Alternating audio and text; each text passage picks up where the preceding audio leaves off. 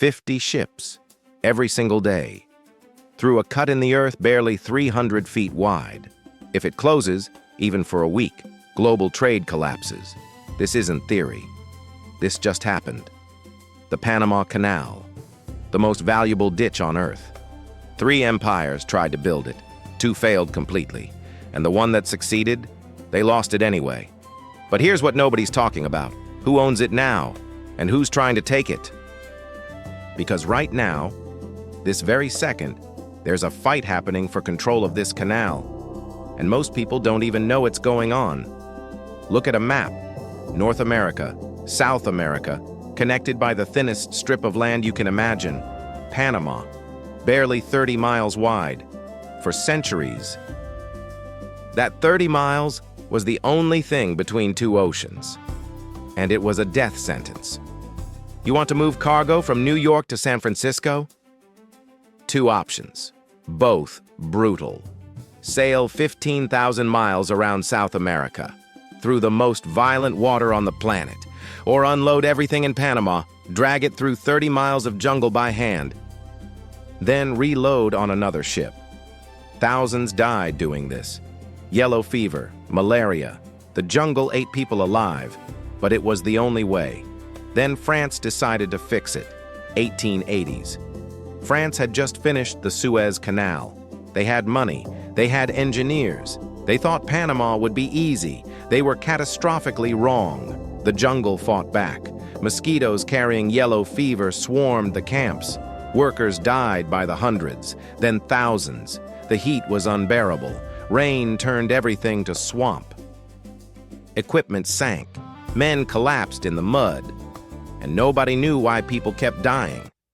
Doctors thought disease came from bad air, so they kept building in swamps, the worst possible place, because they didn't understand what was killing them. 22,000 dead. France's biggest company went bankrupt. After nearly a decade, France gave up. The canal was impossible. Then the United States showed up, and they didn't bother asking permission. Here's where it gets brutal. Panama wasn't a country in 1903. It belonged to Colombia. The U.S. asked Colombia for rights to build a canal. Colombia said no, so the U.S. engineered a revolution. American warships appeared offshore. American cash flowed to separatists. U.S. Marines positioned nearby. And in November 1903, Panama declared independence. Colombia tried to send troops. The U.S. Navy blocked them. 3 days later, Panama was a country. 2 weeks after that, they signed a treaty giving the United States total control of a 10-mile-wide zone. Forever. The U.S. got everything. A brand new country that owed them its existence. A treaty written in Washington. Complete control of the most valuable land in the hemisphere. Colombia never forgot. Neither did Panama. But the Americans finally had their chance. And they still almost failed. They learned from France's disaster. Instead of denying disease, they fought it, drained swamps, fumigated everything, went to war on mosquitoes. Deaths dropped. But the engineering problem was still impossible. France had tried to dig straight through. A sea-level canal. Can't be done. The land's too high, so the U.S. built something nobody had tried before. A canal that goes up. Ships enter at sea level. Massive locks fill with water, millions of gallons, lifting ships 85 feet into an artificial lake. They cross. Then locks lower them back down on the other side. Largest engineering project in human history. 35,000 workers, 10 years, 5,000 dead. It opened, and everything changed. A journey that took months now took hours. The U.S. Navy could move. Between oceans in days, could defend both coasts with one fleet, could project power into 2 oceans at once. The canal didn't just change trade, it created a superpower. For 70 years, the U.S. controlled it completely. American soil, American law, American bases on both ends. Panama existed, but the U.S. owned the part that mattered, until 1977. Here's the twist. Panama was still weak, economically dependent, militarily irrelevant. The US could have kept the canal forever. President Carter gave it back anyway, not immediately. The transition would take until 1999. But it was happening. American hardliners exploded. Reagan campaigned against it. __0_Carter signed anyway. Why would he do that? Because keeping it was getting too expensive. Not in money, in blood. Anti-American riots were turning violent across Latin America. Holding the canal by force meant permanent occupation, permanent resistance. So the US made a bet. Give up legal control, keep practical influence, maintain access through cooperation instead of coercion. Panama took full control. For 20 years, it worked.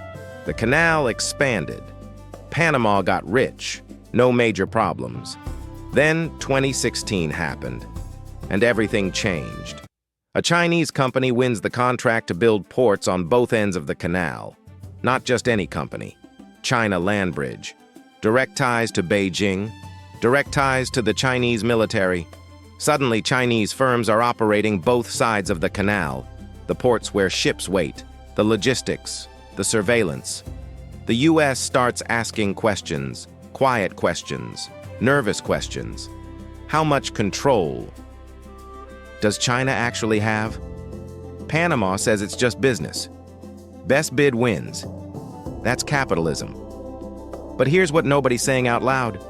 Whoever controls the ports controls the canal. Ships don't just pass through. They wait. They dock. They refuel. All under the eyes of whoever runs the infrastructure. Right now, that's China. So who really owns the canal? The US gave it up. Panama holds the deed. But China operates the gates. And then 2023 hits. The canal almost stops working. Not from politics, from water. The canal doesn't use ocean water.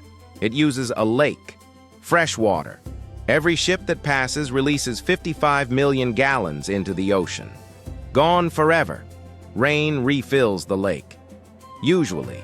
But Panama just had its worst drought in decades. Climate change shifting everything. Water levels dropped. Dangerously low. The canal had to ration ships. 40 a day became 24. The rest waited. Weeks. Some for months. Global shipping rates exploded. Supply chains snapped. The thing everyone feared, the canal closing, was actually happening. Not from war, from weather. And suddenly everyone realized something terrifying. This whole system is fragile. And now the whole world knows it. So here we are. Panama owns the canal on paper. China operates key infrastructure around it. The US watches from the shadows, still the biggest force in the region. 3 powers, 1 canal, and climate chaos making everything unstable. Who really owns it? Nobody. And everybody. Panama has legal control, but they need Chinese money and American protection. China has the ports, but they need Panama's cooperation and US tolerance. The US has leverage, but they can't take back what they gave away without starting a war. It's a standoff, held together because everyone needs the canal to work. But that balance is cracking, because China's building something new, a massive port in Peru, deep water, designed to take ships directly from Asia without touching Panama at all. If it works, China doesn't need the canal anymore, which means they don't need to play nice. Meanwhile, the US is quietly moving military assets back into Central America, not invading, just watching. Making sure China doesn't turn the canal into a weapon. And Panama's caught in the middle, taking Chinese money without becoming a Chinese puppet, staying independent without losing American backup, the same trap that created the canal in the first place, a small country holding something too valuable to protect alone. So why does any of this matter? Because the canal is a preview. It's not about armies anymore. It's about ports, shipping lanes, the invisible systems that move everything. And whoever controls those systems controls access. China's not invading countries. They're buying the ports, financing the roads, building the infrastructure. And once you control infrastructure, you control access. Panama is just the clearest example. But it's happening everywhere. Undersea cables, rare earth mines, chip factories. The competition for control is happening right now, quietly. No tanks, no bombs, just money, just leverage. Here's the final question. What happens when the next drought hits?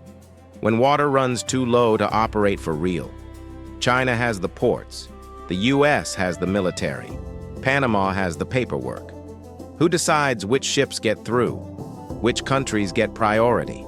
Who gets cut off?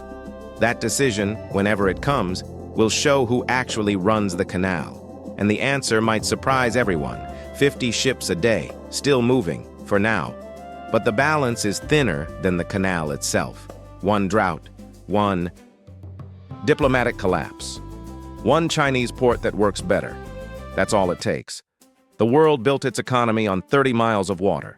And now everyone's realizing, too late, it was never really owned. It was borrowed. From geography, from rain, from a fragile deal between powers who need each other but don't trust each other. And the rent is coming due. The Panama Canal isn't just engineering. It's a mirror. It shows how the world actually works.